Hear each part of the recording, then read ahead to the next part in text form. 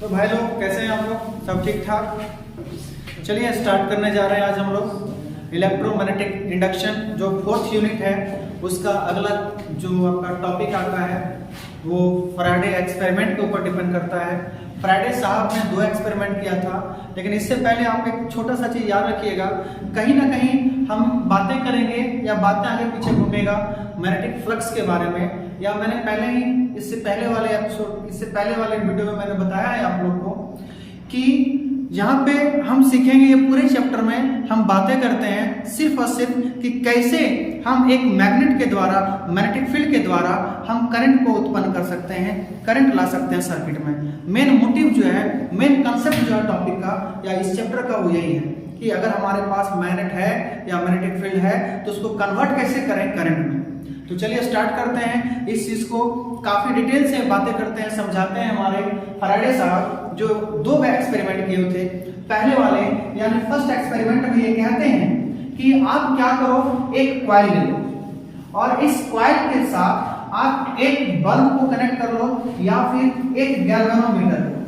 Galvanometer कहने का मतलब है एक ऐसा डिवाइस होता है, एक ऐसा मेजरिंग डिवाइस होता है जो करंट के प्रेजेंस को देखता है, यानी स्मॉल वैल्यू ऑफ करंट को भी मेजर कर लेता है, इतनी इसकी एबिलिटी है। दूसरा, इसके सामने हम कोई मैग्नेट को रखेंगे और मैग्नेट है तो जाहिर सी बात है मेरे भाई लोग, इसके पास 2 पोल होंगे, एक नॉर्थ पोल और एक साउथ पोल।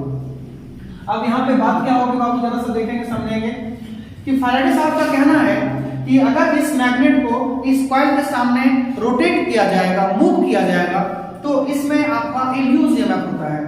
और अगर इंड्यूस ईएमएफ होगा तो हमने पढ़ रखा है भी डायरेक्टली प्रोपोर्शनल, यानी अगर करंट आ सकता है तो पोटेंशियल भी आ जाएगा, और अगर पोटेंशियल है तो करंट भी आ जाएगा।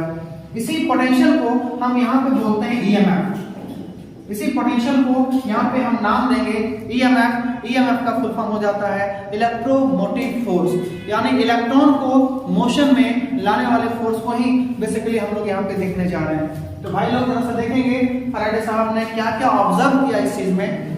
तो सबसे पहली बात बोलेंगे कि जब एक मैग्नेट को एक कॉइल के सामने हम रोटेट करेंगे, तो जैसे इस कॉइल के सामने इसको रोटेट किया जाएगा तो यहाँ पे मैग्नेटिक फ्लक्स जो है वो लिंक होगा। यहाँ पे मैग्नेटिक फ्लक्स जो है वो लिंक होगा और मूव करने के कारण मैग्नेटिक फ्लक्स चेंज हो जाता है।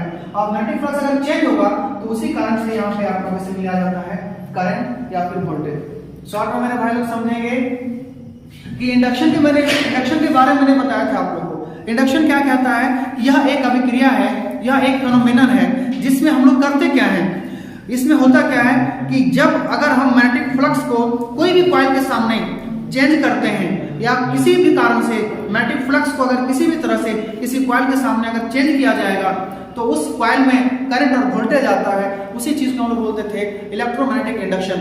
तो इलेक्ट्रोमैग्नेटिक इंडक्शन के माध्यम से ही आपका इस कॉइल में करंट और वोल्टेज आ जाएगा। अब फैराडे साहब यहाँ पे 4 ऑब्जर्वेशन देखते हैं, 4 चीजों को ऑब्जर्व करते हैं। सबसे पहला ऑब्जर्व क्या करते हैं कि जब मैग्नेट को कॉइल के सामने में हम रोटेट करेंगे, जब इस मैग्नेट को इसके सामने में अगर हम रोटेट करेंगे तो इसमें जो करंट आएगा वो बेसिकली क्लॉकवाइज में आ जाएगा। यानी अगर ये मैग्नेट को कॉइल के सामने रोटेट किया जाएगा, रिवॉल्व किया जाएगा, तो इसमें जो करंट आएगा वो क्लॉकवाइज आएगा। और अगर दूर जाकर के रिवॉल्व किया जाएगा तो इसमें जो करंट और वोल्टेज जो है वो आपका एंटी क्लॉक में आ जाएगा। भाई लोग ध्यान से सुनेंगे, फैराडे एक्सपेरिमेंट का कहना था कि अगर कोई मैग्नेट को कोई कॉइल के सामने हम रिवॉल्व करेंगे या रोटेट करेंगे तो इसमें जो करंट आएगा वो क्लॉकवाइज आएगा, और अगर इस मैग्नेट को इस कॉइल से दूर जाकर के रिवॉल्व करेंगे या रोटेट करेंगे, इसमें करंट या वोल्टेज जो है वो एंटी क्लॉकवाइज में आ रहा था। और दूसरी बात ये, और तीसरा ऑब्जर्वेशन ये था कि जितना जोर से, जितना स्पीड से हम रोटेशन करेंगे मैग्नेट का कॉइल के सामने तो करंट और वोल्टेज का जो मैग्नीट्यूड है वो उतना ज्यादा हो रहा था। और अगर इसका रोटेशन काफी कम करेंगे या काफी स्लो करेंगे तो इसका जो रोटेशन है वो काफी कम आता है।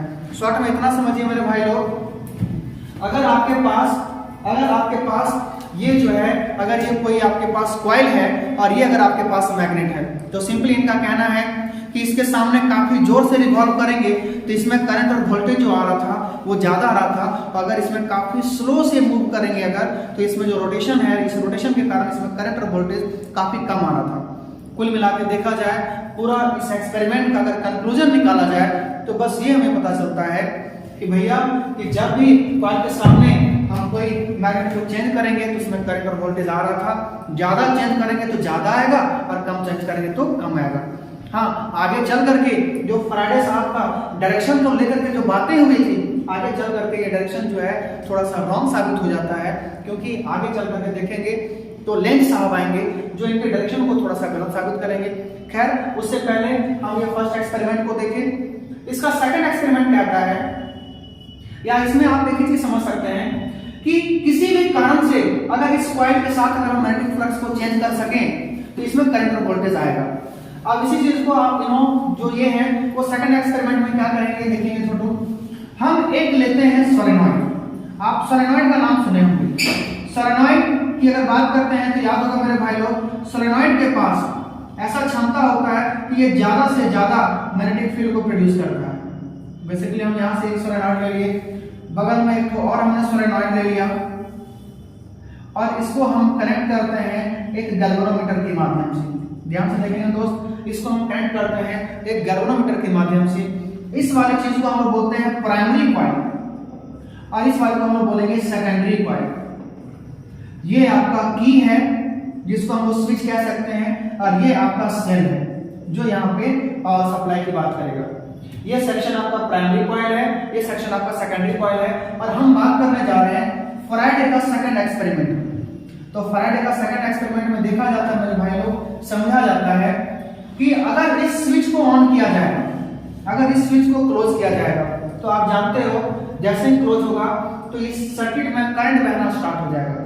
करंट बहना स्टार्ट हो जाएगा तो आपने ये भी पढ़ रखा है कि जिस तार में करंट जाता है, तार में करंट जाने के कारण एक एरिया कवर करता है जिस एरिया को कहते हैं मैग्नेटिक फील्ड। और आप ये भी जानते हैं मैग्नेटिक फील्ड जनरली जो ट्रेवल करता है वो नॉर्थ पोल से लेकर के साउथ पोल की तरफ ट्रेवल करता है। तो हम जैसे यहाँ पे की जो है वो क्लोज करते हैं तो इस डायरेक्शन में करंट बहना स्टार्ट होता है। तो करंट बहना जब स्टार्ट होता है तो जाहिर सी बात है कुछ ना कुछ एरिया कवर करेगा और इस एरिया कवर को हम लोग बोलते हैं मैग्नेटिक फील्ड। और यही मैग्नेटिक फील्ड जाकर इसमें लिंक होगा। आप जानते हैं जैसे ही इसका मैग्नेटिक फील्ड से लिंक होगा वैसे ही बाबू यहाँ पे क्या हो जाएगा, आपका इंड्यूस इनफ हो जाएगा, फ्लक्स आ जाएगा, चेंजिंग फ्लक्स आ जाएगा और आपका जो सेकेंडरी कॉइल का गैल्वेनोमीटर है उसका कांटा डिफ्लेक्शन शो करने लगेगा। जब भी गैल्वेनोमीटर का कांटा डिफ्लेक्ट करने लगता है, मुड़ने लगता है या हिलने लगता है तो हम समझ में आता है कि इसमें इस सर्किट में करंट और वोल्टेज आ चुका है।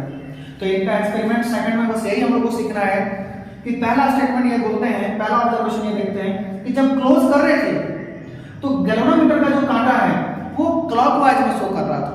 जब ये क्लोज कर रहे थे तो इसका जो कांटा है वो क्लॉकवाइज में शो कर रहा था, क्योंकि आप देख रहे हैं ऐसे करंट में बेसिकली ऐसे मेरा करंट आ जा रहा था। दूसरा, जब ओपन कर रहे थे तो इसका जो करंट है वो रिवर्स डायरेक्शन में आ जा रहा था। रिवर्स में आ रहा था तो जाहिर सी बात है आएगा उस टाइम एरिया कवर करने लगेगा और इस एरिया को तो मैग्नेटिक फील्ड कहते हैं। इस वजह से इसमें जो डायरेक्शन आएगा वो एंटी क्लॉकवाइज आएगा। पता कैसे चलेगा? तो पता चलेगा आपको गैल्वेनोमीटर का कांटा देखेंगे ये एंटी क्लॉकवाइज में डिफ्लेक्शन शो करेगा। याद रखेंगे जब क्लोज किया जाएगा तो इसमें करंट आने के कारण इसमें जो इंड्यूस इनफ आएगा वो क्लॉकवाइज में आएगा जो गैल्वेनोमीटर से दिखेगा। दूसरा, जब हम इसको ओपन करेंगे तो इसके करंट के कारण, रिवर्स करंट के कारण इसमें जो आपका मैग्नेटिक फील्ड होगा या इसमें जो ईएमएफ होगा वो रिवर्स डायरेक्शन में आएगा। बार बार हम ऑन ऑफ करते रहेंगे तो इस केस में ये डिफ्लेक्शन जो है वो जीरो शो करने लगता है। मतलब यहाँ से पता चलता है कि बार बार ऑन ऑफ करेंगे तो बेसिकली जितना मैग्नीट्यूड आपका क्लॉकवाइज करंट बनाएगा उतना मैग्नीट्यूड आपका एंटी क्लॉकवाइज करंट बनाएगा, दोनों का सम करेंगे तो जीरो हो जाता है। इस वजह से यहाँ पे गैल्वेनोमीटर का कांटा शो नहीं करता है। या फिर इसको ऐसे ही बोल सकते हैं कि जब कोई भी स्विच को बार बार ऑन ऑफ करते हैं तो वो सिस्टम हैंग कर जाता है, जिस वजह से सप्लाई जो है वो बंद हो जाता है या उसका प्रोसेस बंद हो जाता है। उस प्रकार से यहाँ पे देख सकते हैं कि बार बार ऑन ऑफ करेंगे तो गैल्वेनोमीटर का कांटा शो डिफ्लेक्शन नहीं करेगा। चौथा इनका ऑब्जर्वेशन ये था कि अगर ऑन करके कंटिन्यूली छोड़ दिए, अगर ऑन करके कंटिन्यू छोड़ दिया तो इसमें जो आपका करंट का जो मैग्नीट्यूड है वो काफी मैक्सिमम दिखाएगा। तो बेसिकली ये चार इसमें ऑब्जर्वेशन थे। ये चारों ऑब्जर्वेशन के माध्यम से फैराडे साहब एक छोटा सा कंक्लूजन पे पहुंचते हैं और वो कंक्लूजन ये है मेरे भाई लोग कि अगर कोई भी सामने वाले कॉइल में या कोई भी सामने वाले कॉइल के अगर हम मैग्नेटिक फ्लक्स को चेंज कर सकते हैं, कोई भी सामने वाले कॉइल का अगर मैग्नेटिक फ्लक्स को हम चेंज कर सकते हैं तो जाहिर सी बात है इसमें आपका इंड्यूस करंट या इंड्यूस वोल्टेज आ जाएगा। इसी चीज को फैराडे ने सेकंड एक्सपेरिमेंट में देखा।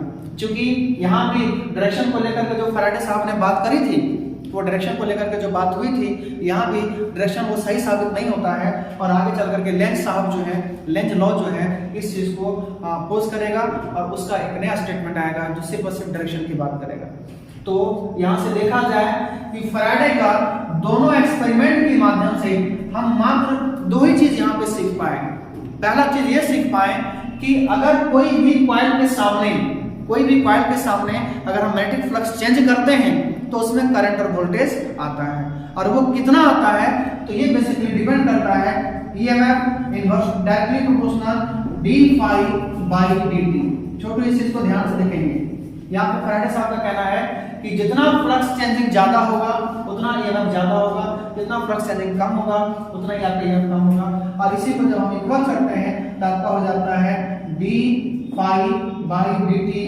यहाँ पे जो a आता है वो यूनिटलेस होता है और यूनिटलेस होने के कारण इस चीज को रिमूव कर देते हैं। तो इसी लॉ को हम लोग बोलते हैं फैराडे का इलेक्ट्रोमैग्नेटिक इंडक्शन वाला लॉ या Faraday law of electromagnetic induction या इलेक्ट्रोमैग्नेटिक इंडक्शन को शॉर्ट में कहते हैं EMI।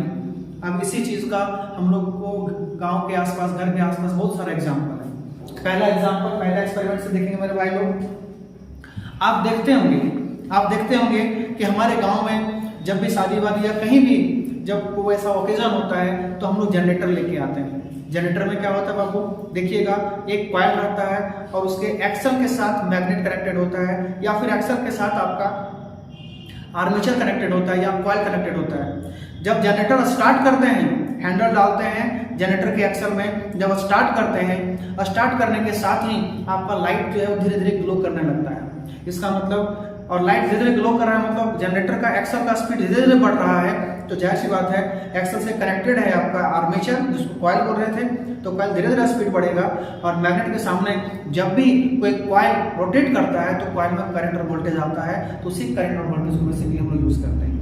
आप लोग कभी देखते होंगे कि तेल खत्म हो जाने के कारण एकाएक जनरेटर बंद हो जाता है। तो बंद होता है तो लाइट एकाएक बंद नहीं होता है, लाइट का जो ग्लो है, लाइट जो है वो धीरे धीरे स्लो होता है।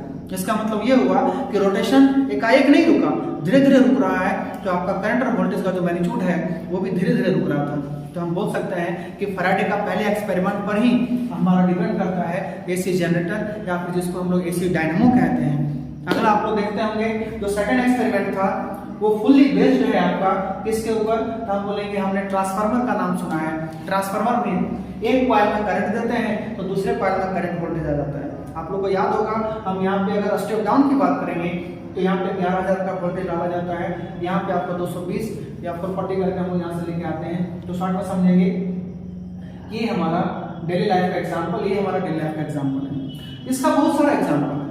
आप विंड एनर्जी में देखते होंगे तो विंड एनर्जी में भी हम लोग यही काम करते हैं। बड़ा सा पंखा कनेक्टेड होता है, ठीक है, और जब एयर का प्रेशर पड़ता है तो वो पंखा बेसिकली रोटेट करने लगता है, और जब पंखा रोटेट करता है तो उसी के एक्सल से कनेक्टेड होता है एसी डायनेमो। तो जाहिर सी बात है पंखा घूमेगा, उसका ब्लेड घूमता है तो इसका एक्सिस भी घूमेगा, एक्सल भी घूमेगा, एक्सल से कनेक्टेड है डायनेमो, तो जाहिर सी बात इसका डायनेमो भी रोटेट करता है आर्मेचर, जिसके कारण उसके कॉइल में करंट आ जाता है। सिंपली आप इतना याद रखें मेरे भाई कि अगर कोई मैग्नेट के सामने कोई कॉइल को घुमाया जाएगा तो करंट और वोल्टेज आएगा। आपने सुना होगा वाटर से भी, पानी से भी हम लोग इलेक्ट्रिसिटी पैदा करते हैं। वो कैसे काम करता है, कैसे समझ लीजिए, ये टरबाइन है। टरबाइन का मतलब पंखा होता है, बड़ा सा पंखा। मान लेते हैं यहाँ पे पानी गिराएंगे काफी इंटेंसिटी के साथ, तो ये पोर्शन नीचे जाएगा। जब ये नीचे जाएगा तो ये पोर्शन सामने आ जाएगा, जब ये नीचे जाएगा तो ये सामने आ जाएगा, ये सामने आ जाएगा। इस प्रकार से ये सारे ब्लेड घूमने लगेंगे और इसी से कनेक्टेड है आपका एसी डायनेमो का आर्मेचर, जिसको कॉइल बोलते हैं। तो ये रोटेट करेगा तो ये भी रोटेट करेगा, ये रोटेट करेगा। तो बेसिकली कनेक्टेड था ये कॉइल कनेक्टेड है आपका मैग्नेट के साथ, ठीक है, एक्चुअली कनेक्टेड नहीं है, उसके जस्ट सामने है। तो जैसे ही हम ये कॉइल को रिवॉल्व करेंगे, रोटेट करेंगे, तो इस कॉइल में इस कॉइल में इस मैग्नेट के कारण आपका करंट और वोल्टेज आता है, जिस वजह से हम लोग पढ़ते हैं, इस वजह से हम लोग जानते हैं इलेक्ट्रोमैग्नेटिक इंडक्शन कहता है कि जब भी कोई कॉइल के सामने मैग्नेट घुमाए या मैग्नेट के सामने कॉइल घुमाए तो उसमें इंड्यूस ईएमएफ आएगा, उसी ईएमएफ को हम लोग बोलते हैं इलेक्ट्रोमैग्नेटिक इंडक्शन, या फिर हम बोलेंगे वो जो कंसेप्ट मिला हमें उसी कंसेप्ट को हम बोलते हैं Faraday law of electromagnetic induction. याद रहिएगा, इलेक्ट्रोमैग्नेटिक इंडक्शन या Faraday law of electromagnetic induction में मात्र दो चीज आपको याद रखना है।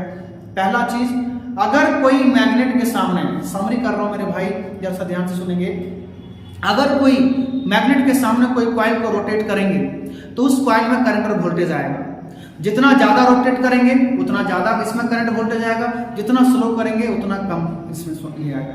दूसरा चीज, कितना होगा, तो जो इंड्यूस ईएमएफ होता है वो E बराबर d∅dt होता है। याद रखेंगे, ये सिर्फ और सिर्फ Faraday law of electromagnetic induction है। मैं बोल रहा हूं सिर्फ और सिर्फ Faraday law of electromagnetic induction है।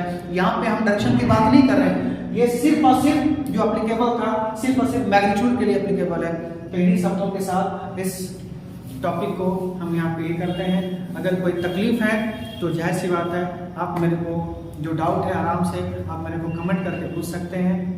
बाकी ये सब शब्दों के साथ मैं अपने वाणी को विराम करता हूँ। चलिए, हंसते रहिए, व्यस्त रहिए, मस्त रहिए। थैंक यू मेरे भाई।